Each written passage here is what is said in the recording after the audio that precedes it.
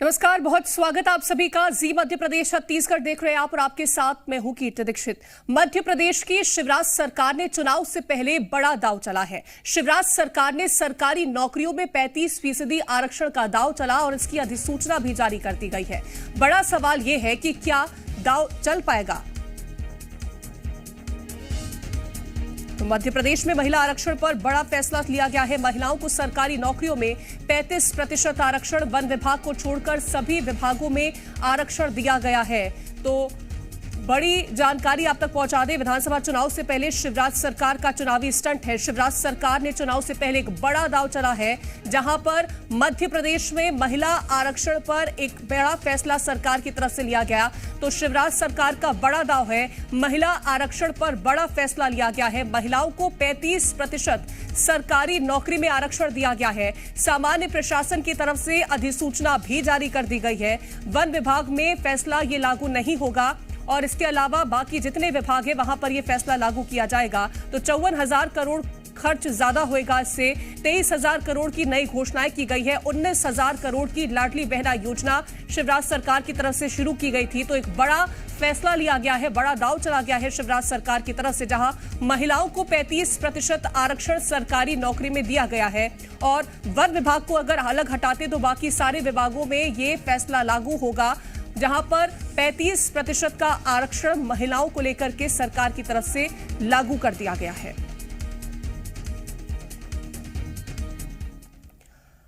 मध्य प्रदेश में मुफ्त के वादों पर सुप्रीम कोर्ट सख्त नजर आ रहा है। मध्य प्रदेश सरकार को सुप्रीम कोर्ट का नोटिस मिला है। चुनावी घोषणाओं को लेकर के सुप्रीम कोर्ट ने यह नोटिस भेजा है। सुप्रीम कोर्ट ने नोटिस जारी कर 4 हफ्ते में भी जवाब मांगा। निर्वाचन आयोग को भी सुप्रीम कोर्ट ने नोटिस जारी किया है। सुप्रीम कोर्ट ने केंद्र सरकार को भी नोटिस भेजा है। तो सुप्रीम कोर्ट की तरफ से नोटिस भेजा गया है मध्य प्रदेश सरकार को। इसके साथ ही निर्वाचन आयोग को भी नोटिस भेजा गया है, केंद्र सरकार को भी नोटिस भेजा गया है। तो चुनावी घोषणाओं को लेकर के सुप्रीम कोर्ट की तरफ से यह नोटिस भेजा गया और 4 हफ्तों में जवाब मांगा गया है।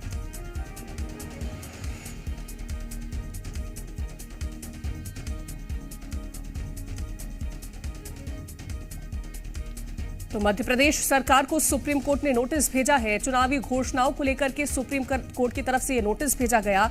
सुप्रीम कोर्ट ने नोटिस जारी करके 4 हफ्ते में जवाब मांगा है। इसके साथ ही निर्वाचन आयोग को भी सुप्रीम कोर्ट ने नोटिस भेजा है। और आपको यह भी बता दें कि केंद्र सरकार को भी सुप्रीम कोर्ट की तरफ से नोटिस भेजा गया है।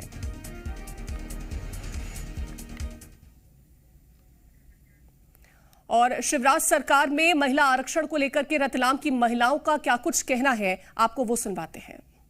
2009 से ये मुद्दा उठ रहा है कि महिलाओं को आरक्षण मिलना चाहिए, तो अभी ही क्यों सर, पहले क्यों नहीं मिला?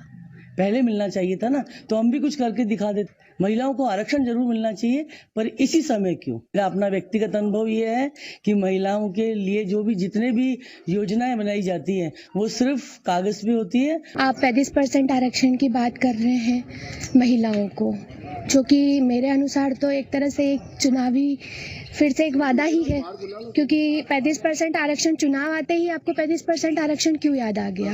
आज तक क्यों नहीं याद आया? 18 साल से जब मामा जी आपकी सरकार थी, जब आप कहाँ गए थे? अब चुनाव आ रहा है, उसके बाद आप 1,000 रुपये 400 रुपये की टंकी की बात कर रहे हो।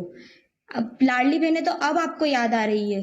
अगर आप चुनाव जीत जाओगे उसके बाद तो आप अपने काम में व्यस्त हो जाओगे, लाडली बहनों को तो आप भूल जाओगे। तो महिला आरक्षण को लेकर के जी मीडिया ने बात की है मंदसौर की महिलाओं से और जाना है कि उनका क्या कुछ कहना है। 35% आरक्षण वाली जो सुविधा दी है वो अभी क्यों दी है, जब चुनाव स्टार्ट हो गए हैं? वो पहले 18 साल से क्या कर रहे थे?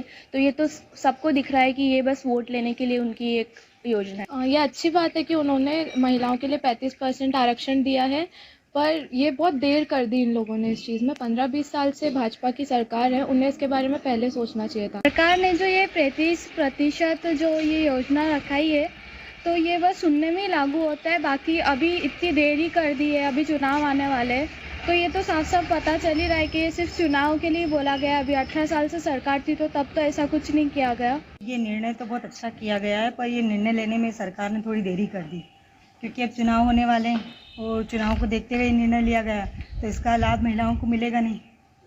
क्योंकि अब आचार संहिता लग जाएगी थोड़े दिन में चुनाव है। तो मेरा मानना है कि सरकार ने निर्णय लेने में काफ़ी देरी कर दी।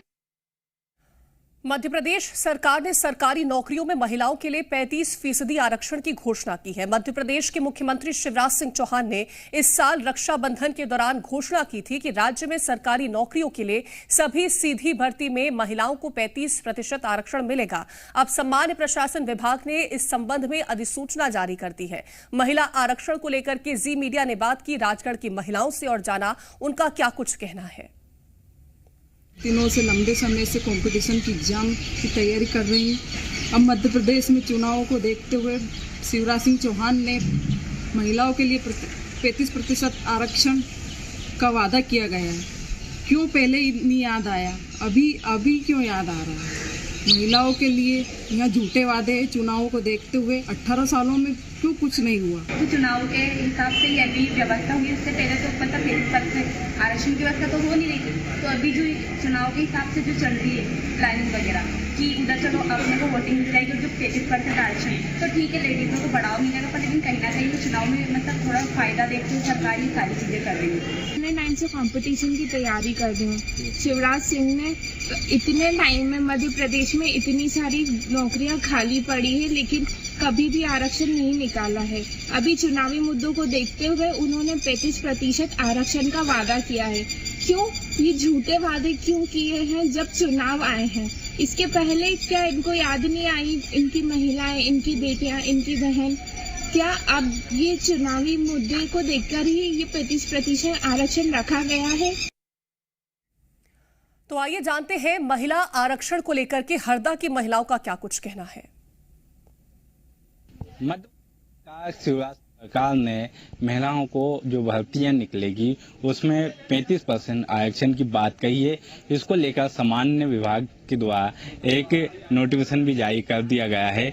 हमारे साथ में हरदा की जो महिला हैं वो विभिन्न नौकरी एवं सरकारी विभागों के लिए तैयारी करेंगी। हम इस समय नेहरू स्टेडियम में उनसे बातचीत करते हैं कि कल जिस प्रकार से सरकार ने ऐलान किया है वो किस नजरिए से देखती है और आने वाले दिनों में किस प्रकार से फायदा होगा। हमारे साथ में कुछ जो लड़कियां हैं वो जो तैयारी कर रही है। आपका नाम बताएं, क्या नाम? संगीता विश्वकर्मा। कल जिस प्रकार से आरक्षण की बात कही है, आदेश भी जारी किए गए, क्या लगता है आप लोगों को? बढ़िया है और आगे अब देखते हैं क्या क्या होता है। ये लागू मतलब इसको कंटिन्यू रखना चाहिए, बस यही है। अभी शिवराज सिंह सरकार जो है अब क्योंकि 2-3 दिन में आचार संहिता लगने वाली है, तो क्या इस पे अमल हो पाएगा? किस पर? अब ये तो सरकार के ऊपर है, हम क्या बोल सकते हैं उसमें। अगर जो सरकार आने वाली सरकार रहेगी वो अगर बदलती है या कुछ, तो क्या दिक्कतें होगी आप लोगों की? किस प्रकार? वो हमारे ये फिजिकल में मतलब देरी हो सकती है, इसमें लागू होने में टाइम लग सकता है, बस यही है। आप भी तैयारी कर रहे हैं। कल जो फैसला किया है शिवराज सरकार ने, क्या मानते हैं कि चुनाव के समय चुनाव चल रहा है जैसे 35% का बोल रहे हैं, ये कंटिन्यू रहे तो अच्छा रहेगा गर्ल्स के लिए भी। और जैसे आचार संहिता का आप बोल रहे हो तो उसके बाद जैसे फिजिकल लेट होगा तो इससे कोई दिक्कत नहीं है, लेकिन रिजल्ट का है कि आ जाना चाहिए। अब 2-3 दिन में आचार संहिता लगने वाली है, क्या मानते हैं कि पहले भी सरकार थी, इतने साल से थी, अगर पहले कर देते तो फायदा मिलता? हाँ, पहले भी कर देते तो बहुत फायदा होता। ये हमारे साथ में हरदा की जो लड़कियां हैं, महिलाएं हैं, जो तमाम विभाग की जो वैकेंसी है उनके लिए तैयारी कर रही है, लेकिन शिवराज सरकार का जो फैसला है वो इन वक्त पे किया गया है। अब देखने वाली बात हो कि इन जो तैयारी कर रही लड़कियां हैं इनको किस प्रकार से लाभ मिलता है। उन्होंने भी बताया कि चुनाव के वक्त में इस प्रकार से ऐलान किया गया है। अब देखने वाली बात है कि किस प्रकार से अमल होता है। हरदा से अर्जुन सिंह देवड़ा, जी मीडिया, हरदा।